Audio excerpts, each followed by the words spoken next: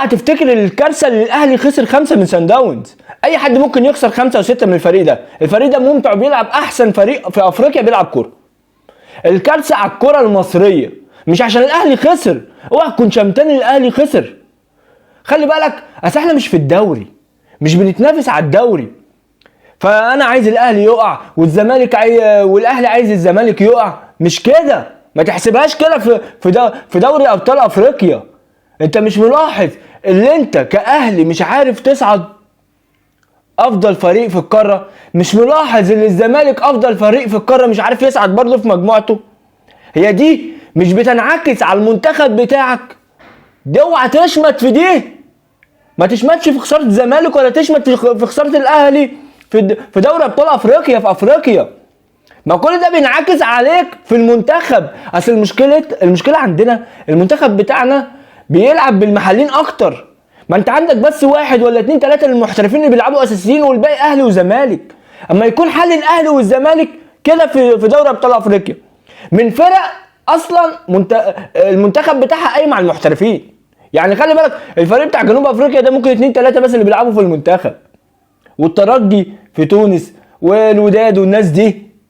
المشكله كارثيه على الكره المصريه.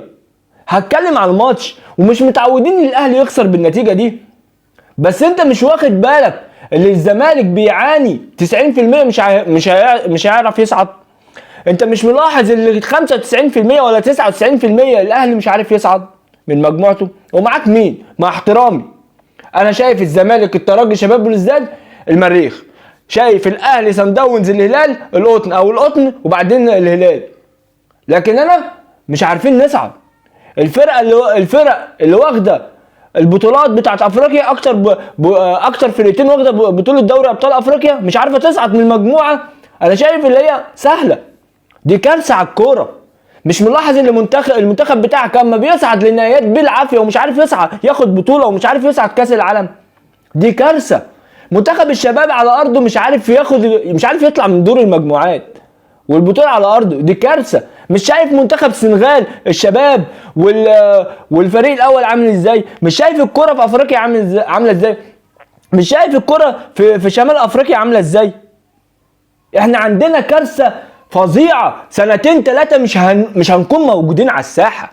الدوريات عماله تسبقك، والكره في الشرق الاوسط وفي شمال افريقيا عماله تسبقك، وامكانياتك اعلى منهم. انت الوحيد اللي بتصرف كتير، بتجيب لعيبه بملايين، بال50 مليون وبال60 مليون لعيب، وفي الاخر النتيجه مش عارف اصعد من مجموعه الاهلي مش عارف يصعد من مجموعته، والزمالك مش عارفه تصعد من مجموعته. وخلي بالك هتكلم على الماتش بس والله يا جماعه الدنيا بايظه من تحت.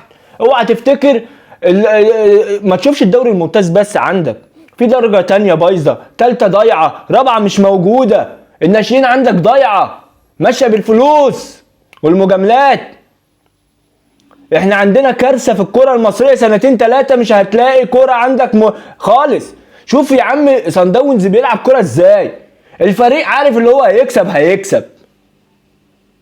الترجي اديك شايف اهو، الوداد، الرجاء، منتخب المغرب ما شاء الله. احنا مش موجودين. احنا عندنا واحد بس اللي بيفرحنا اسمه محمد صلاح. لكن الكرة في مصر احنا هجاصين فعلا والله. في الكرة في مصر عمالين بس نشتغل بعضينا، واحنا ادينا اهو، ما احنا بنتكشف اهو. هجيلك على الماتش.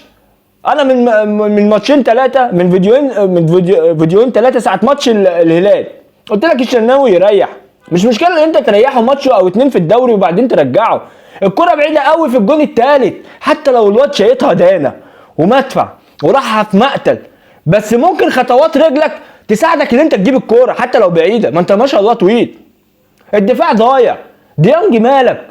سايبين الراجل يشوط بكل اريحية، واللي مغطي الاوفسايد في الكورتين في الجون الخامس باين برضه، في الجون ده الجون الثاني. ايه ده؟ مش ده الاهلي اللي انا متعود عليه.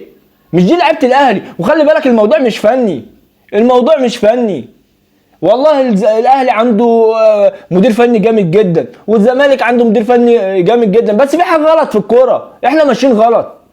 الكوره في مصر غلط. انت بالنتيجه كده يعني خلي بالك كده سان داونز صاعد 100% حتى لو خسر ماتش كلها.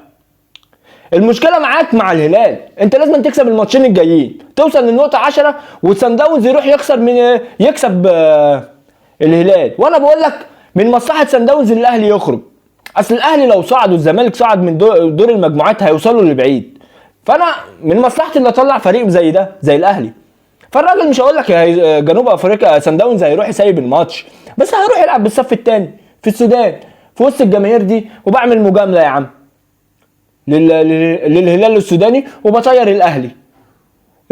الاهلي الهلال لو كسب سان داونز خلاص 12 وخلاص صعد مع سان داونز. الهلال لو كسب سان داونز صعد مع سان داونز. كده كده سان داونز هيروح يلعب القطن هياخد الثلاثه بتاعته هيبقى 13 لو خسر ماتش الهلال. طب لو اتعادل، واتمنى اللي هو على فكره امكانيه سان داونز تكسب الهلال بكل سهوله لو لعب فير. خسر، لو الهلال خسر او اتعادل عندك امل. لو الهلال خسر في السودان او اتعادل عندك امل، بس تكسب اللي ايه، لو اتعادل لازما تكسب الماتشين بتوعك، بس ماتش الهلال تكسبه اكتر من 1-0. لو خسر اكسب الماتشين بتوعك اللي جايين، هيبقى هو عند 9 وانت تكسب الماتشين هتوصل 10. وانا 90% او 99% بقول لك مش هيحصل كده. سان داونز ممكن ما يلعبش فير، والزمالك عنده شباب بلوزداد لازم يكسب. احنا ضايعين والله العظيم الكرة، احنا بس يعني احنا هجاصين. ولو انت لسه بتسمعني يا ريت تشترك في القناه وتفعل زر الجرس وتعمل لايك. سلام.